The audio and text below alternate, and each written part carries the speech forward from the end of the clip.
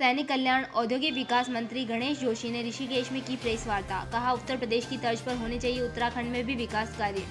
प्रदेश की सैनिक कल्याण औद्योगिक विकास मंत्री गणेश जोशी ने ऋषिकेश स्थित होटल नटराज में प्रेस वार्ता की, जहां उनके द्वारा कहा गया कि उत्तर प्रदेश राज्य का स्थान आज उद्योग के मामले में चौथे स्थान पर है और उत्तराखंड का 11वां स्थान है, जिससे यहां पर उद्योग के मामले में विकास करने की बहुत ही आवश्यकता है।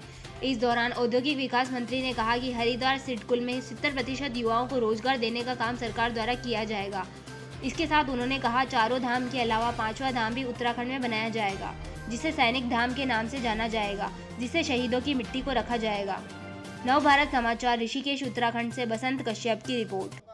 आप सबको मेरा नमस्कार। सर, कुछ व्यक्तिगत कार्यक्रमों में यहाँ पर आया था, एक गंगा आरती में शामिल हुआ, तो जब मैं यहाँ रुका तो मैंने सोचा कल आपसे बातचीत की जाए आज, क्योंकि ऋषिकेश से एक तो मेरा बहुत भावनात्मक रिश्ता है। मेरी छोटी बहन यहाँ ब्याही हुई है और मेरे छोटे भाई की जो पत्नी है वो यहाँ की है। जब मैं युवा मोर्चा था 1997 में मुझे खैर काफ़ी आना जाना होता था। फिर उसके बाद राज्य बन गया, विधानसभा अलग हो गई, पहले राजपुर से लेकिन आज के नेतृत्व ने मेरे को कामना मंत्री के जो अब फाइलें अटक जाती हैं, मैंने कोई भी फाइल 15 दिन से अधिक नहीं रहनी चाहिए। और मैंने कहा कि आप भी स्टडी कीजिए, मैं भी स्टडी कर रहा हूँ। जब हमारे जिस उत्तर प्रदेश से हम अलग हुए हैं, जो कि आज इतना बड़ा प्रदेश है, वो आज चौथे स्थान पर है औद्योगिक क्षेत्र में और हम 11वें स्थान पर हैं। वहाँ पर उद्योग लगाने को लोगों को आसानी होती है और हमारे यहाँ दिक्कत क्यों है?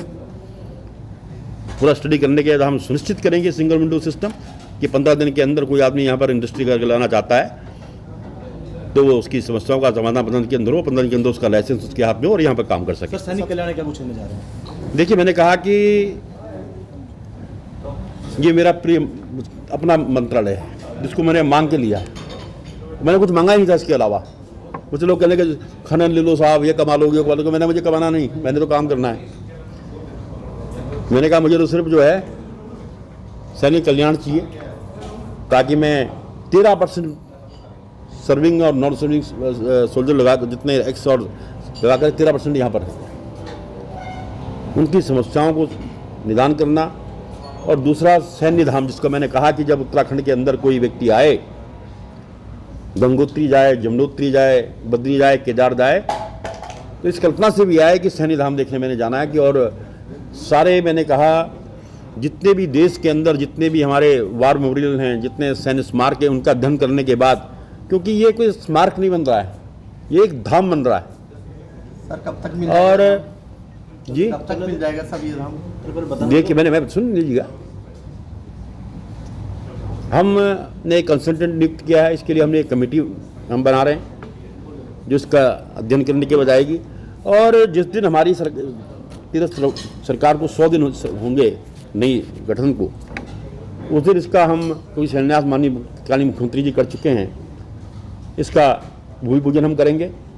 और इसमें हम उत्तराखंड में जितने भी हमारे शहीद हुए हैं, उन परिवारों के घर की मिट्टी हम लेकर कलश में लेकर आएंगे।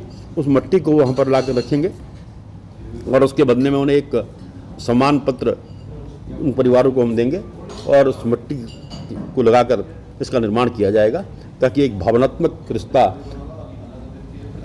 लोगों का इसके साथ लगे। 70% युवाओं को रोजगार देने के लिए कहा है आपने सिडकुल से? बिल्कुल, मैं सुनिश्चित करूंगा। मैंने डिस्ट्रिक्ट मजिस्ट्रेट को सबको कह दिया है कि आप एम्प्लॉयमेंट एक्सचेंज के माध्यम से मुझे जानकारी दीजिएगा कि सिडकुल के अंदर 70% जो रोजगार देने की बात तत्कालीन ND तिवारी जी ने कही थी,